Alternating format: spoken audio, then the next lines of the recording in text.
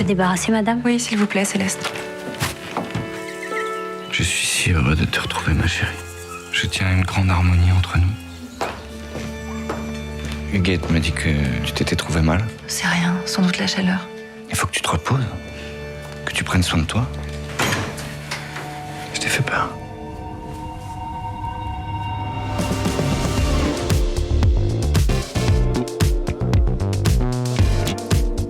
La Condition, et c'est Jérôme Bonnel qui réalise ce très beau film avec Louise Chevillotte et Galatea Bellucci. Et La Condition, c'est un film, il y a Swan Arlo aussi qui n'a pas pu être là, mais qui est un film qui nous plonge dans une époque, on est quoi, en 1908 ? Oui. On est à l'intérieur d'une demeure avec un notaire extrêmement puissant, extrêmement riche, et à l'intérieur de cet endroit-là vivent plusieurs personnes, évidemment sa femme, une servante et sa propre mère. Ouais. Et de ce décor-là va naître une histoire absolument à la fois glaçante, fascinante et passionnante. Oui, et c'est vraiment l'histoire de deux femmes que tout oppose sous un même toit et qui vont vivre une espèce de rapprochement inattendu à travers d'abord une empathie assez sourde parce qu'elles ont des douleurs communes. En fait, elles sont agressées, on peut le dire comme ça, par un seul et même homme. Alors pour l'une, c'est Louise joue Victoire, qui est une grande bourgeoise. Pour l'une, c'est son mari, qui est joué par Swan Arlo. Et pour l'autre, c'est le même Swan Arlo, qui est le patron du personnage que joue Galatea, qui est une jeune bonne. Et il va naître comme ça un lien qui va à la fois les révéler l'une à l'autre et à elle-même. Et puis par ailleurs, qui va les mettre en danger, bien sûr. Oui, Voilà. oui. Ça, mais je trouve que ce film est absolument incroyable. Il s'appelle La Condition. Regardez les images. Céleste, nous voudrions garder l'enfant. Vous voulez dire qu'il ne saura jamais que je suis sa mère?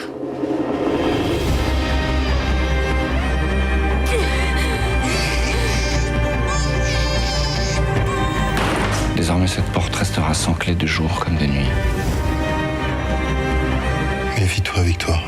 Pour la tranquillité de ton foyer, tu dois chasser cette bonne.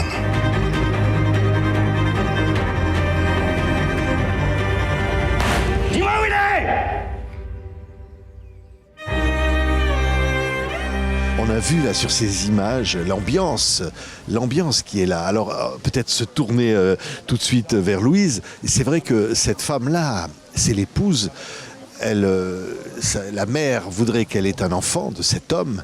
Elle ne l'aime pas, c'est une évidence, mais elle vit sous la coupe de ce personnage interprété par Swan Arlo. Oui, le personnage de Victoire est un personnage vraiment déroutant. C'est qu'on pourrait penser que c'est une jeune bourgeoise tout à fait classique, une bonne épouse, habillée, corsetée dans une maison magnifique.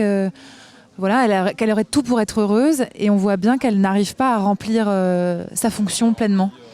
Et on le voit par une mélancolie discrète, par des refus qu'elle essaye de justifier pour ne pas dormir dans la même chambre, pour avoir du temps pour elle, pour échapper. Et ce qui m'a touchée tellement dans ce personnage, c'est que au début du film, elle ne sait même pas dans quoi elle est. Elle n'a pas accès à son intériorité, elle n'a pas accès à elle-même. Elle ne connaît pas ses désirs, elle n'a pas accès à son intuition. Et par le bouleversement qui va être mis en jeu par cette histoire, par la rencontre réelle de la bonne qui vit sous son toit, elle va se transformer petit à petit. Donc c'est un vrai parcours d'émancipation très ténu, discret, tout en dentelle. C'est un très beau parcours de femme. C'est vrai que le film est absolument magnifique. Galatea, et c'est Céleste, cette fameuse bonne, on peut le dire, elle est abusée par cet homme. Elle le subit et jusqu'à tomber enceinte. On n'ira peut-être pas beaucoup plus loin dans l'histoire du scénario parce qu'il va se passer beaucoup de choses. Mais cette jeune femme est une victime. C'est terrifiant. Elle ne peut pas se libérer. Elle est enfermée. Oui. Effectivement. Oui, elle est même enfermée sur son... Enfin, elle va même pas réfléchir à comment elle se sent. Elle n'a pas ce privilège-là de penser au-delà de devoir faire. Et... par rapport à son travail, à sa condition et à sa... Oui, c'est ça. Oui, c'est ça. Oui. Oui. Et comment elle pourrait peut-être exister d'une certaine façon, peut-être à travers son propre enfant. Là, il y a la trame du scénario du film. Et il y a quelque chose qui va se passer. On ne peut pas en dire beaucoup plus. Ce qui est terrible, c'est aussi le fait que cette violence-là, elle soit totalement... on peut dire la première scène Oui, quand elle est violentée, enfin le personnage d'André va même s'excuser dans sa violence, ce qui rend la chose encore plus violente. Et c'est du coup à chaque fois prendre ça et ce double. oui, c'est-à-dire que le personnage que joue Swan Arlo, avec beaucoup de finesse, c'est un personnage de violeur qui ne se vit pas comme un violeur. Donc c'est un sujet très actuel. Ouais.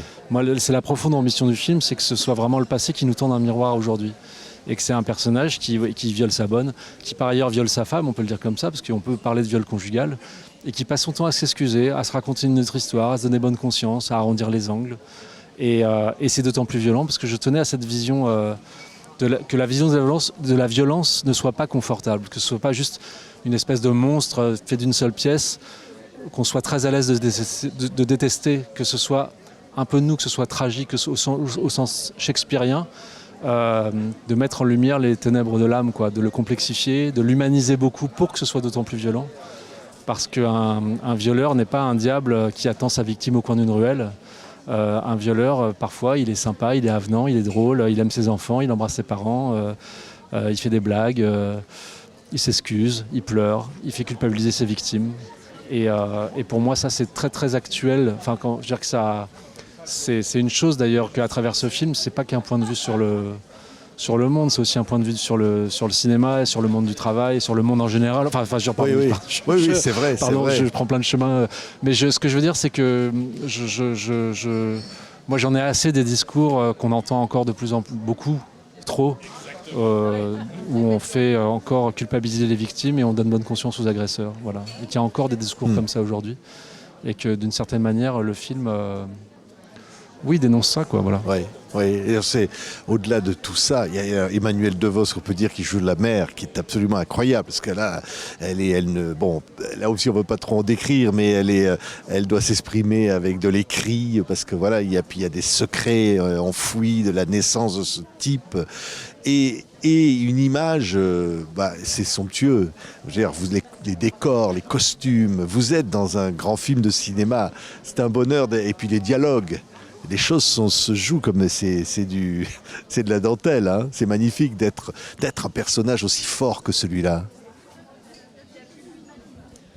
C'est un immense cadeau. Ce qui est intéressant, c'est que quand tu m'as proposé de lire le scénario, tu m'as dit au début mais je suis pas sûre que ce soit pour toi, tu verras. Et en effet, le personnage de Victoire est décrit dans le film comme très fragile, presque comme du verre au bord de se casser. Et on avait tourné ensemble dans une série pour Arte qui s'appelle Les Hautes Herbes, où je campais un personnage plus proche de moi, on va dire bien dans ses pompes, qui était une jeune femme plein d'allant et tout ça. Et pour Victoire, ce qui a été intéressant, c'est aussi de se dire qu'est-ce que c'est une puissance qui dort, qu'est-ce que c'est une puissance qui sommeille.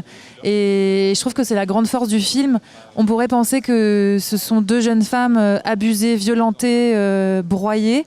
Et la mise en scène et cette histoire choisit autre chose. Elle dit on va aller voir du côté de cette puissance d'habitude qu'on filme trop peu ou qu'on raconte trop peu, et de voir comment elle va exploser et comment les choses ne seront plus jamais les mêmes.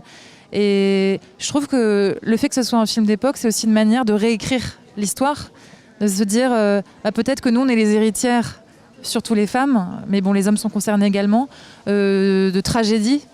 Une émancipation féminine finit toujours mal. C'est Thelma et Louise, ça finit au fin fond du canyon, écrasé contre un pare-brise de cabriolet.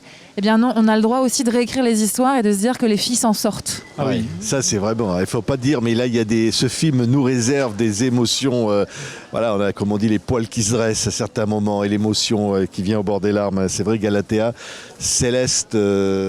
elle est touchante. C'est une fille d'aujourd'hui, au fond. Elle représente toutes ces femmes qui, peut-être, subissent. Elle est incroyable.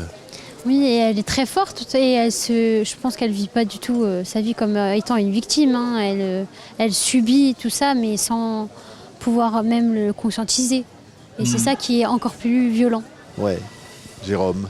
Non, moi je rebondis sur ce que disait Louise et puis aussi Galatea, c'est que en tout cas politiquement pour moi c'était important que ce film aille vers la lumière, voilà, et je n'en dirai pas plus pour pas trop dévoiler, mais voilà. Et quand on se faufile dans l'intimité de jeunes femmes de cette époque, même dans leurs sous-vêtements, dans les costumes, par exemple, il y a une scène où on voit mon personnage qui j'en dis pas, peut-être j'en dis trop. Non, vas-y, Ouais. non, vas-y. Qui va avoir ses règles. Donc c'est comme, enfin même cette intimité-là. Moi j'ai adoré aussi parler du corps de ces filles entravées. Le personnage de Galatea qui travaille dans le sous-sol des cuisines où il fait toujours chaud, où c'est difficile, où elles ont jamais de temps pour elle. Elle est épuisée. Moi je suis dans une espèce de rapport éthéré au monde, dans un ennui de ce huis clos infernal. Et en fait, quand on rentre dans l'intimité par tous ces petits détails, que ce soit des gestes du quotidien ou une manière de s'habiller et de se tenir, franchement, on regarde le passé, on se dit, mais d'où on vient, quoi ? Qu'est-ce qu'on a fait subir aux femmes, peu importe leurs conditions sociales, peu importe leur classe, encore plus pour les femmes de conditions, on va dire, plus pauvres. Et moi, ça me donne du courage de rendre honneur aussi à ces histoires, de s'en emparer et de dire, on prend ce point de départ et on décide que ça sera autrement, que de réécrire en fait, de se dire qu'on s'en empare. Et ça, je trouve que politiquement aujourd'hui, on a le droit d'aller voir dans le passé et de justement de dire quel miroir vous nous tendez. Merci. Merci, Patrick. Vraiment. Hein, ce film s'appelle La Condition, hein, de Jérôme Bonnel. Vous êtes absolument incroyable. Galatea Bellucci et Louise Chevillotte. C'est vraiment un grand film de cinéma. Je dis vraiment, c'est un grand film de cinéma. Vous allez voir, dès les premières secondes, vous allez pousser la porte, vous allez rentrer dans cet univers jusqu'à la dernière seconde. C'est vraiment extraordinaire. Merci beaucoup d'avoir été avec Merci nous. beaucoup, Patrick. Merci.